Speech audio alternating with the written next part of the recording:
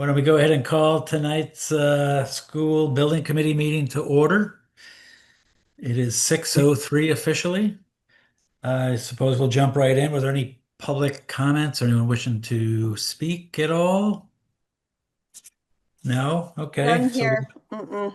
we'll move on and if someone could make a motion to accept the minutes of last meeting. I'll make a motion to accept the minutes.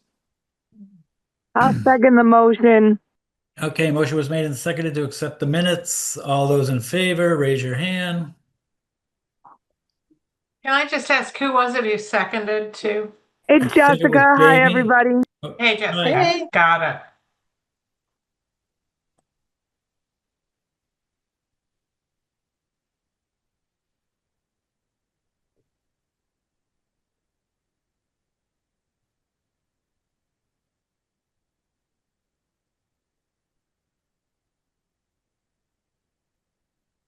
Okay, I think we have everyone. All righty. And now I think I'll turn the show over to Margaret Wood, Okay. who can update on construction admin progress and schedule. Yeah, and I also I want to welcome Tom Wolfenden, who's here from Fontaine, because he is part of the construction update tonight. So Tom, and Chris, I think what I want to do is just kind of frame where we are. And then I think you have a couple of photos I of do. of where we are. So really, really good news. We have what's called a temporary certificate of occupancy as of last week, which means that, so this comes to us through the building commissioner, Leslie Ward, came out, visited the site, and provided the TCO, which allowed us to start moving the furniture in, which is truly fantastic because some of the pictures Chris is hopefully going to show you what it's starting to look like with the furniture in place. Meanwhile, the beat goes on as far as the construction is concerned. And I also want to note, because we have sent Fontaine an official notice about this, their original contract end date was July 1st. So this is why I was teasing Tom earlier, if you were on, that he had scheduled a vacation for this week. And actually, the building is not finished, although we do have the TCO, which is kind of a big deal. There's quite a lot that is still going on, including the installation of technology, including getting the internet turned on and going, including finishes and spaces. And frankly, this week there's been a ton of work on the exterior site. So what that means contractually is that because they are past the delivery date of the contract, Fontaine is responsible if there are any costs to the district or the city as a result of them passing that date. So it's a common occurrence. Everybody on the team is aware of it, but I wanted you to be aware of it too, because if you were to kind of look back at earlier schedules, we presented July 1st was the finish date. At the moment, Tom, I think I've got this right. We're talking about July 28th being the date of what's called substantial completion. And substantial completion is the moment that the building gets turned over to the district for use. And then we have a lot of milestones coming right after that. August 11th, Heaven and his staff are in, the administrative staff. August 13th, I think I have this right, is when the teachers are back. August 14th is the ribbon cutting. And Erin, can you remind me what the first day of school is? I want to say it's August 25th, but I could You have that win. wrong. Good I job. win. Okay. Oh, David Yost is joining. Thank you, David. So that's kind of the overview of where we are. So I'm going to turn it over to Chris to talk about construction progress. Give us a little bit of an update. Okay, great. So what I'm going to do is share my screen, just kind of give you some big picture stuff, and then we'll get into photos of progress. Everybody can see that, I'm assuming? We can. Yes. All right, great. So part of this has been consistent throughout the whole process. RFI and submittal reviews. Submittal reviews are basically just down to record items, closeout items, etc.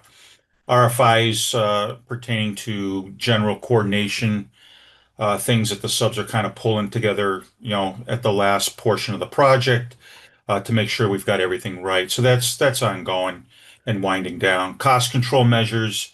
Once again, we're working with the construction team and our design consultants to make sure that any costs related to coordination and things of that nature are fair and reasonable. To date, and I know Josh has been part of this as well, and Margaret's team, we've reviewed all the costs for change orders and PCOs, and everything's been fair and reasonable as we've gone along. We've provided comments where needed, and then gotten updated responses.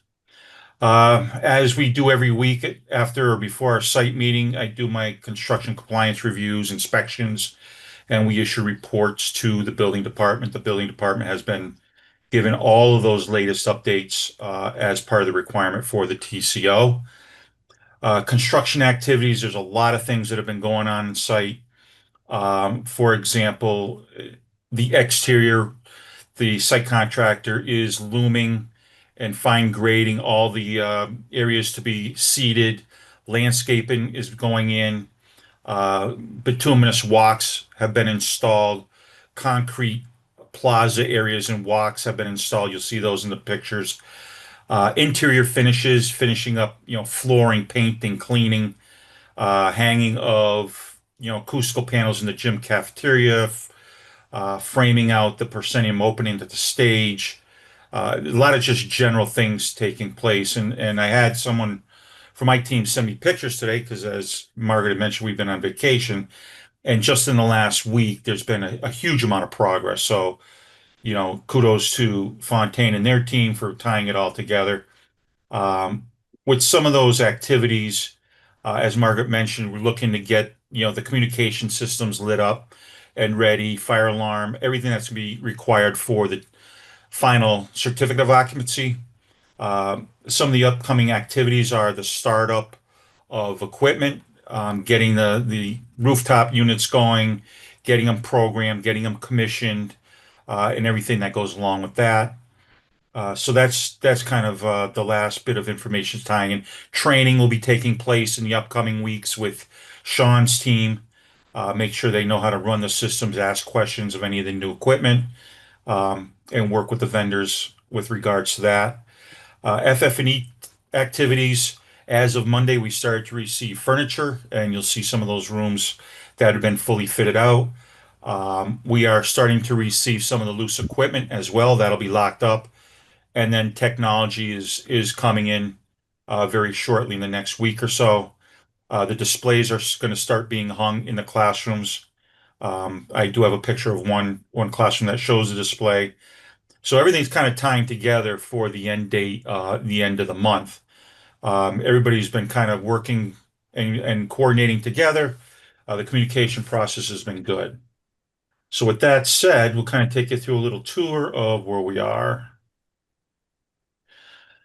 So this is kind of that southeast entrance. To the right would be the main entrance. To the left, you can see at the edge of the plastics where the student entrance will be, student drop-off. You can see some landscaping going. All that plastic is taking place because they're finishing up the final soffit area under there, applying the ephes, installing the trims at the top two bump outs. Those are the only two areas left. So that work is in progress. They have held off the final paving coat kind of till the end, make sure that all the delivery trucks have been, gone through the site. They're not going to be tearing up the new paving. We'll get the striping down. I believe that's happening in the next 2 weeks or so. But you can just see the amount of work that's taking place. This would be towards the dingle entrance, the planting seats, landscapes going on, looms in place, the light poles are installed, ready for fixtures to be installed. Just a whole plethora of work, kind of finishing up the site and then working towards the inside. If you'll notice, The first floor windows and the second floor windows look slightly different. The security screens are on the first floor windows. They do not obstruct views. They have a slightly different look from this angle, but you really hardly notice that they're there. So it does provide that added security that the district was looking for. A view of the interior courtyard that's completed. The only thing that's not installed as of yet is some of the site furniture that'll be going in. But the landscaping, the concrete plaza is all going in. The landscaping is being watered. You can see a little bit of the heat stress, but doesn't affect the plants at all. So this area is kind of finished, looks good. When you're actually in there, it's going to be a nice space for student use throughout the year. So you can see from the last time, and for some people who visited, this is a view from the kind of the edge or the separation of the gym cafetorium towards Proscenium Open. That's all been framed out. The paneling's installed, the ceilings are installed. The floor is currently in the installation process. They'll finish putting the handrails on, etc. There are a few ceiling tiles that have been left out for the testing and balancing process that's going to be taking place in the next week or two. But the spaces have really started to shape themselves. The acoustical panels are on the wall, bring a little color into both spaces. So things are looking very nice. So a view in the opposite direction of the finished gym, also being used to stage the furniture deliveries and some of the equipment that they're using to finish up the cafetorium area. But again, you can see the acoustical panel install is almost complete. Adds some nice color that coordinates with the ductwork in the ceiling. The climbing wall at the end of the gymnasium, the backstops and hoops are all in place. The floor has been sealed and painted. You can see some of that darker outline of the basketball court, and the work areas are being protected as we speak. The bleachers are in, so you can kind of see those black bleachers kind of hidden in the background on the left, the scoreboard on the upper wall on the right. So again, the spaces here are pretty much near finished, looking pretty good. A typical classroom. So the teaching wall shows you the 86-inch display unit, whiteboard, tackboard surfaces, the furniture, which is very flexible, can be arranged in the traditional, and I say traditional from my era of school, but rows and columns of seating, but it has the ability to be shaped into different formations for group learning, different ways that teachers want to approach their learning process in the classrooms. And again, ceilings are in, walls have been finished painted, just a little dust on the floor here and there from furniture delivery, but all in all, classrooms are also in the process. They have all been punched out by my team. That list of minor deficiencies, I will say, touch-up areas, has been sent to Fontaine and their consultants, so they'll be working on that, getting all that cleaned up well in advance of staff and students coming in. This is the second floor. It's one of those little breakout areas in the corridor. So you can see the furniture hasn't been put in place yet, but the flooring's been installed. They'll be washing it and then waxing it, applying the finishes. But the walls have been painted, ceilings are in. Again, some tiles are left out for testing and balancing. The horn strobes for the fire alarm system. Security camera, you can see in the upper right-hand corner, we have these on all the perimeter spaces and public areas. So things are really kind of tying together, give you a sense of how that space can be used once the furniture's in it. This is a shot of the media center. The carpet is in. The VCT, or I will say the corridor space has not been installed yet, but the ceiling tiles are in. The light fixtures have all been put in. So there's some nice flexible soft seating to be used in the media center area. There are some table and chairs behind it. So it gives the users a lot of flexibility on how they want to use it. Whether it be student use, it could be for some professional development and meeting use after hours. It could be for some adult meeting use or adult learning capabilities in the evening hours. So we work with the district on how the space was originally designed and then how it would be fit out with furniture. Again, we're looking to make sure that this building over the 50 years is very flexible in how the district kind of morphs down the road in their programming. This space is that southeast corner. It's the technology lab. So high ceilings, a lot of light, a lot of natural light with windows, some nice light fixtures. The flooring's been installed, hasn't been washed and waxed as of yet, but you can see furniture is getting ready. It's been put in there for place, just kind of as a placeholder for now. Second floor lobby area overlooking the courtyard and the main stair that comes up from the first floor. So again, some nice lighting fixtures creates a nice centralized space, focal point, if you will, and does overlook the courtyard. Again, contractors have done a nice job with kind of constructing the vision that the design team has had, and work with the building committee and the district staff to kind of pull that all together. And then a view down the main corridors. So again, finished, paint's on the walls, lockers are in, floors in. The floor does have to be washed and finally waxed. The doors and hardware have been installed throughout. And I believe that's it. Any questions? Okay. Turn it back over to Margaret. Yeah, I mean, I gotta say, it looks pretty great. Was out a couple times this week, and I think the the shape of the landscape um, which has been kind of one of the last things to emerge, looks pretty terrific. We had all this great rain today, which is great for all the plants that are out there. And the inside of the building is sort of changing practically day by day. So, Tom Wolfenden, do you want to add anything about your process since we dragged you here tonight? I was gonna add, as Chris went through his presentation, I was gonna add a whole bunch of notes, but just kind of things that were ongoing in each picture that I saw, like in the gymnasium, for example. Right now, we're putting those motorized shades in and coordinating that with the security screens which go on the inside in the gymnasium in case there's a ball or something that goes up there. But yeah, there were a few notes, but nothing major. I thought it was a nice presentation. Tom, what's your biggest struggle been in the last month as we've sort of been under pressure to get the building open?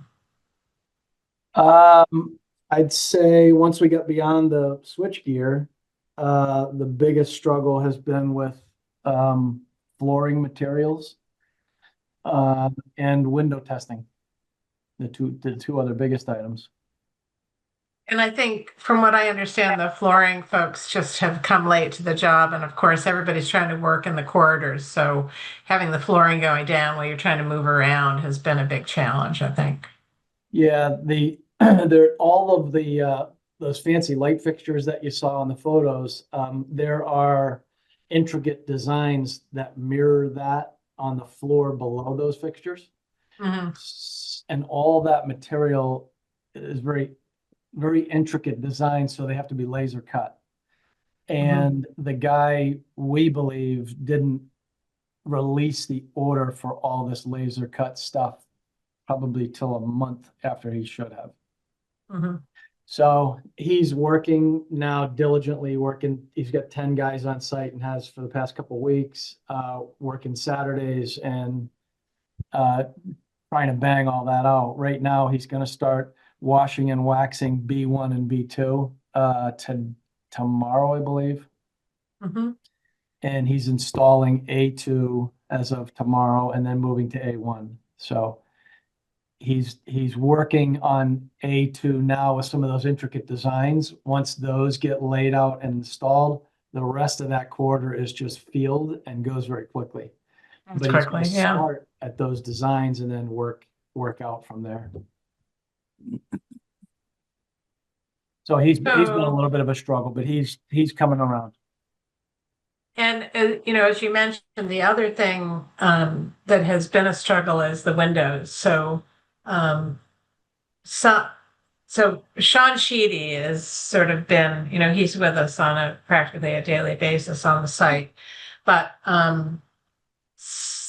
this building is, as far as I can tell, it is going to be the first building in the state that's going to be opened under the new energy code. And that's had a couple of implications. So it's had one big implication for Fontaine, which is that the testing that is required for them to meet the energy code, or to demonstrate that the building's been built in compliance with the architect's drawings and therefore in compliance with the energy code, that testing has been complex to set up. And we've asked Fontaine to do some pre-testing, which so far seems to be setting us up, but they've got to run through all this work.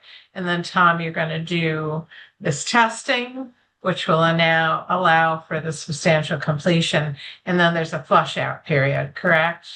Yep. TMI scheduled for the building tightness test on the 17th. And can you talk a little bit about the purpose of the flush out?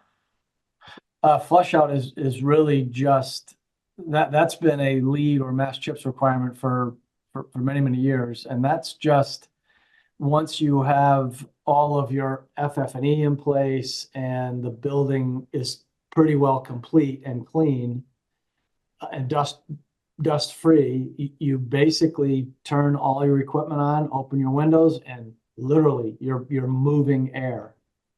And I believe there's a calculation where you have to move so many CFM. And I'm not sure exactly how they come up with that, but you're basically moving a ton of air through the building just to flush it all out.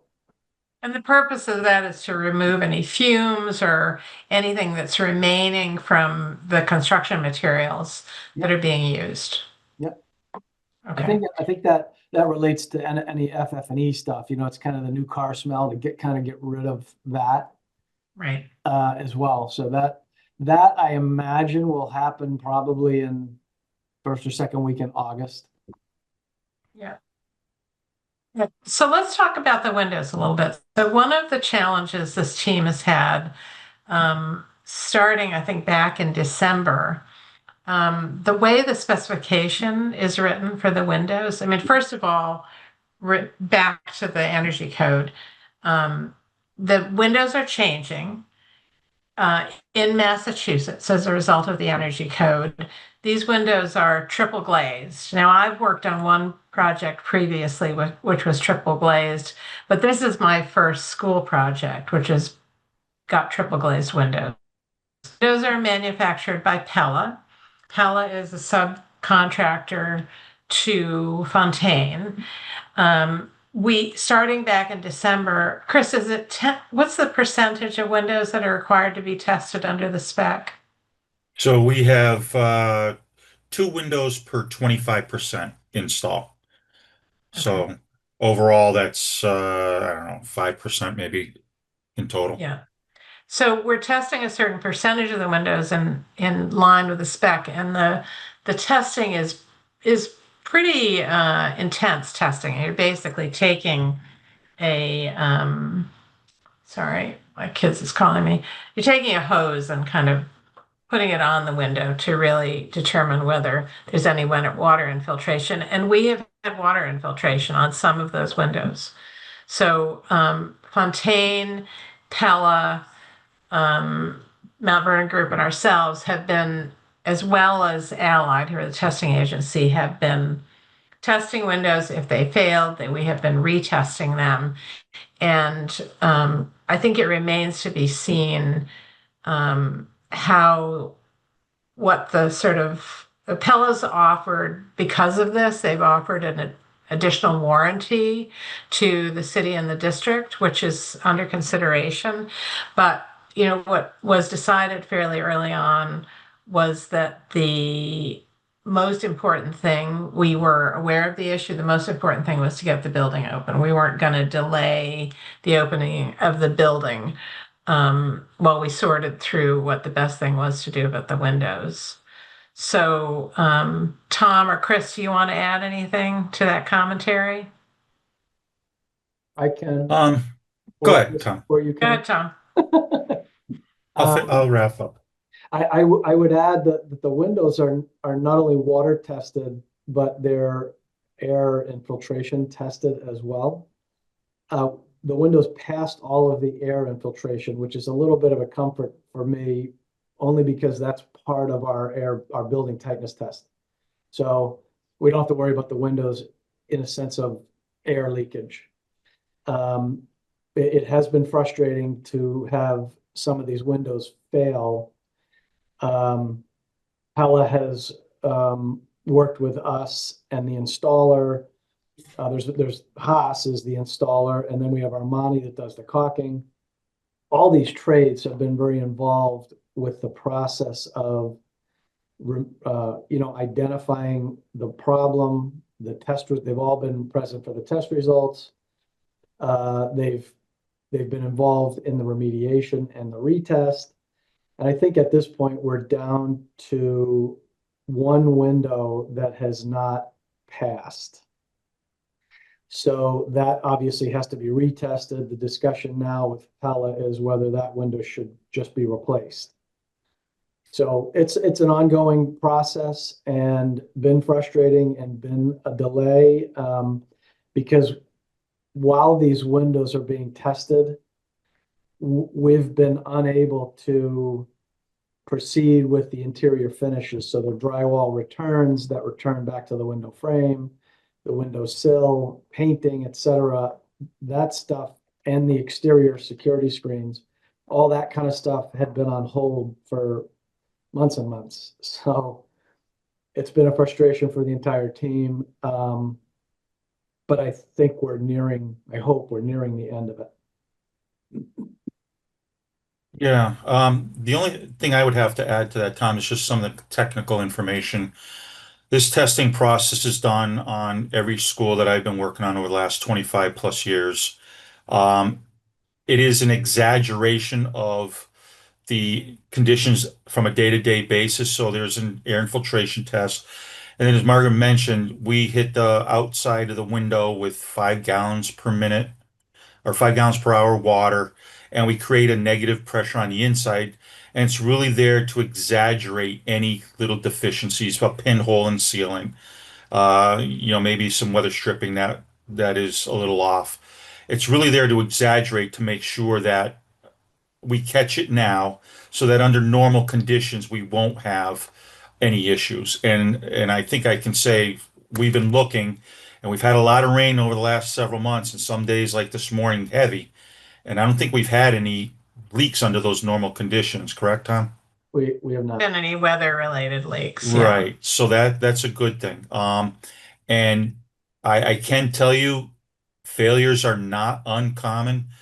They do happen here and there. I think Tom's point is they happened on these windows, and we're just working with the contractor to get them all resolved, which they've been doing. So the additional warranty is definitely a good bonus or insurance on it. So contract will come out, inspect everything, the windows every year, make sure things are still good, et cetera, and they'll make any necessary repairs.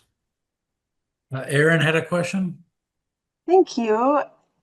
So the way I've been listening to the Windows situation over the past years, to me, it's like, oh, geez, we just need to plan. It's especially important for if extreme weather, like a tornado would hit. But I'm wondering, and sorry if you said this and I didn't understand, but is there a daily impact where like our energy costs might be higher because there's some leakage in the window or anything like that? Well, No, so yeah, I mean that's what's so interesting about the fact that they're passing the air tightness test, and then Okay. having these leaks.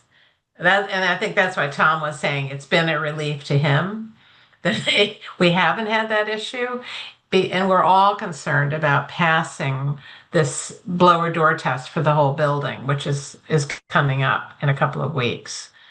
So yeah, I would say no to that in terms of energy costs.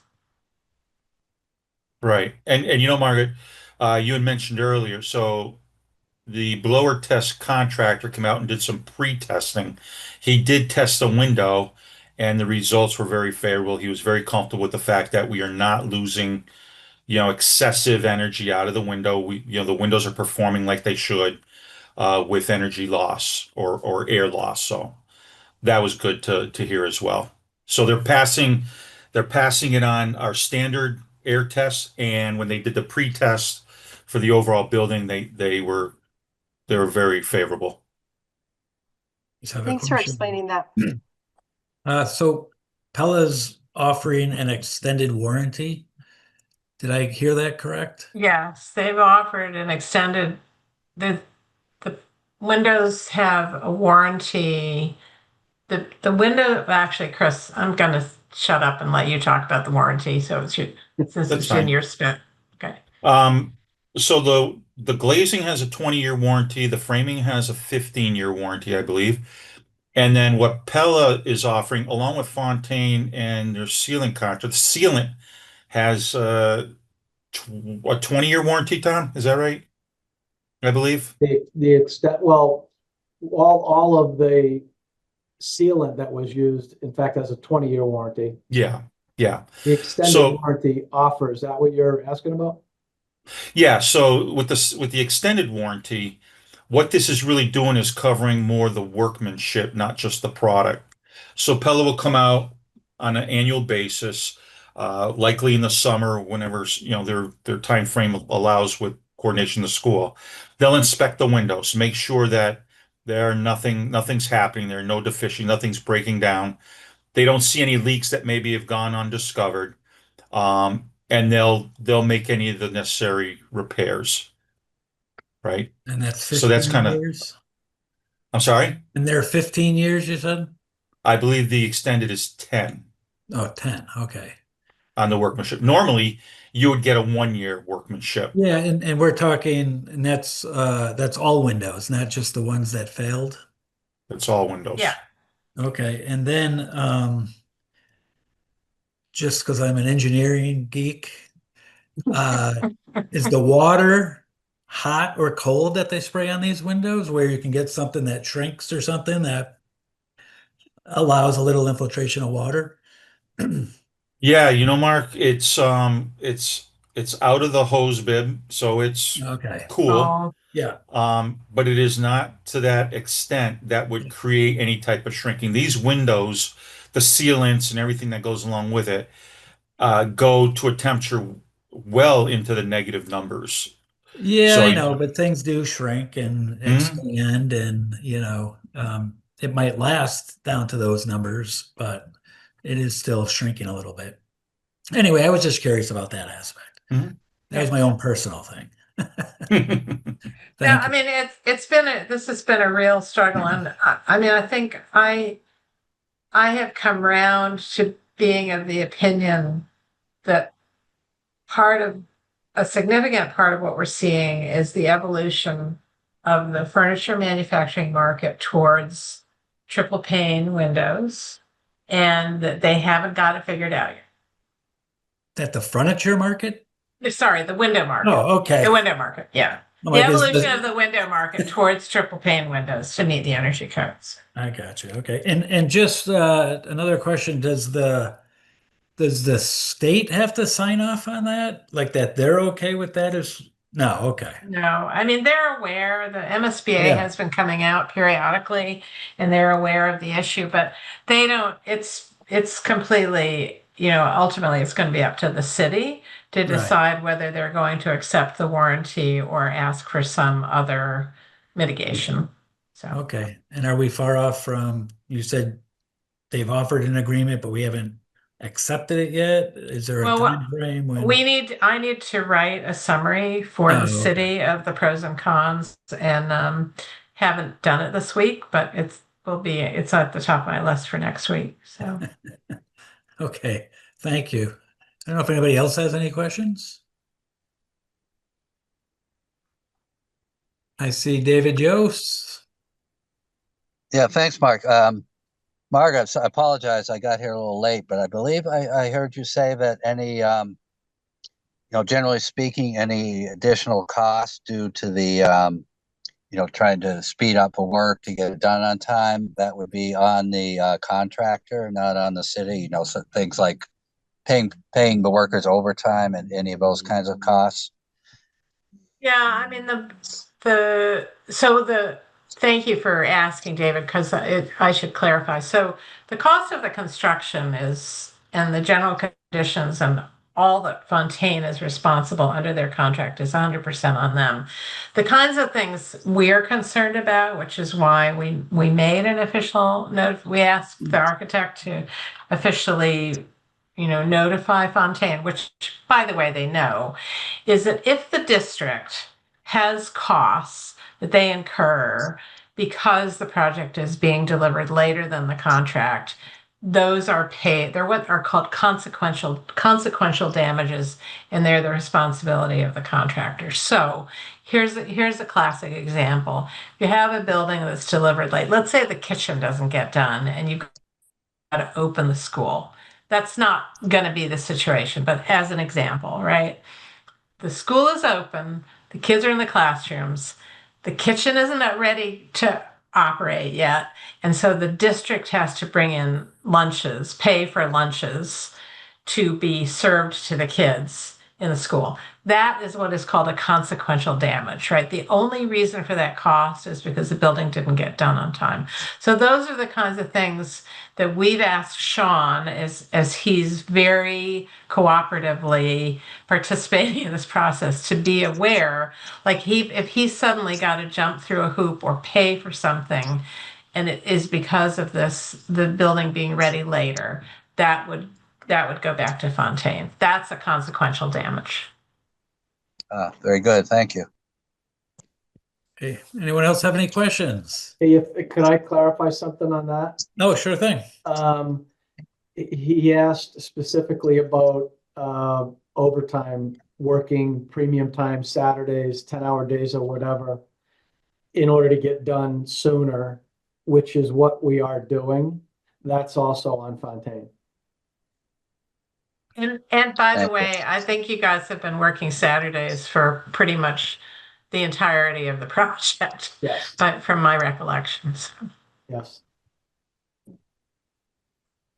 All right. Well, I want to ask a question on behalf of Kevin McGrath. Kevin, I know, would love to know if he's going to be able, Tom, if you think he's going to be able to get in before August 11th. Do you think that's a possibility? What does Kevin do? So Kevin's the principal. Oh, hey, he can come today. What? He can come today. You know what I would also add though, we had talked about the timeline for admin, teachers, students. I think, isn't the IT department scheduled to start populating the data closets next week? Yes. Okay.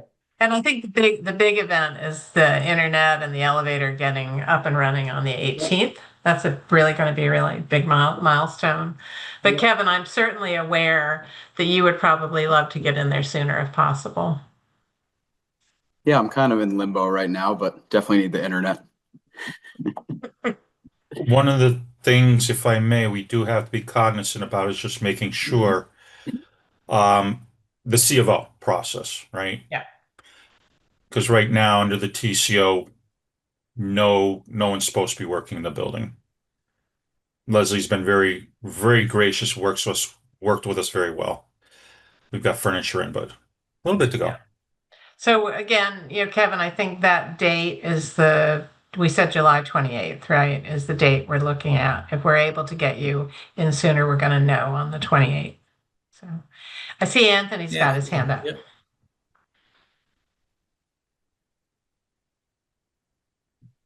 Anthony, you are muted. Can you unmute?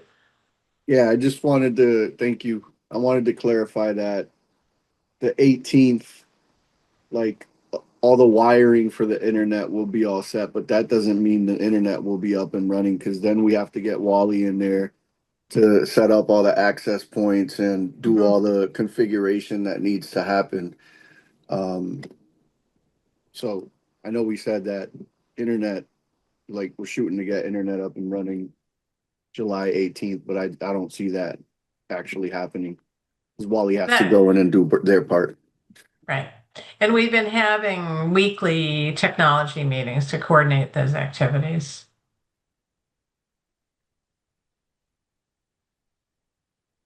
I don't see us having the elevator by the 18th. Just FYI, that requires fire alarm. So we won't have that till probably end of last week in July. Then the occupancy permit shortly after. Yes, So we are providing an operator for the elevator for the FF&E. But the official elevator inspection won't happen till the last week of July. so it looks like you're into August, Kevin.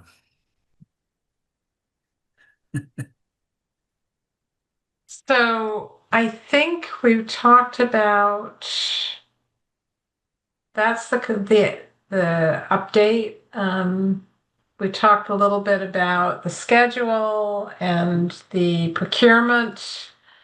I will say of the furniture and the equipment is complete. I want to give a big shout out to Sean Sheedy, who has allowed us to ship a lot of equipment, well, for multiple reasons, but on this topic, has allowed us to use central stores for the delivery of equipment, which has meant that it wasn't coming into the building when Tom and his team were trying to finish the building. So we're going to have to move that stuff over the next few weeks. But the procurement is all done and stuff is coming in. Excellent. I think the only thing left in the warehouse, Margaret, are the benches for the courtyard, Okay. which is good, and that has been huge.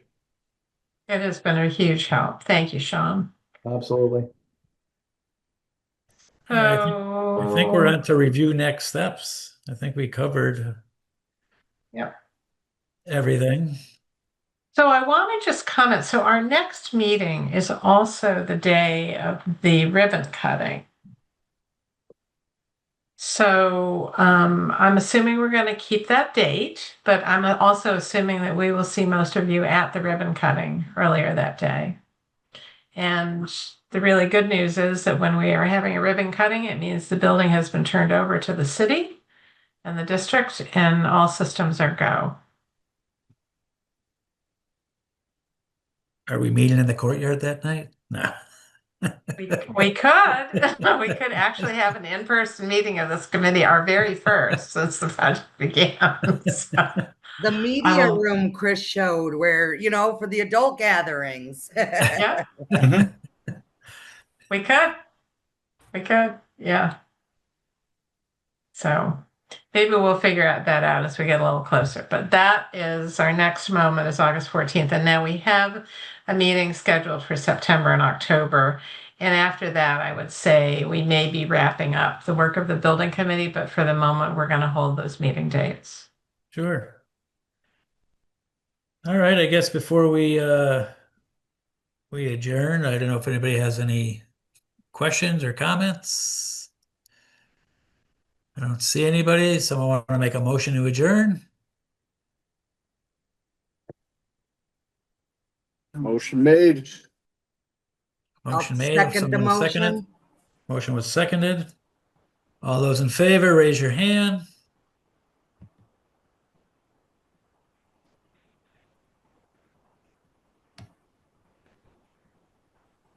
I think it's unanimous. So we're adjourned. Have a great night, everyone. Thank you, Everyone, everybody. Take care. Bye now. Thank you. See you in a month. Please.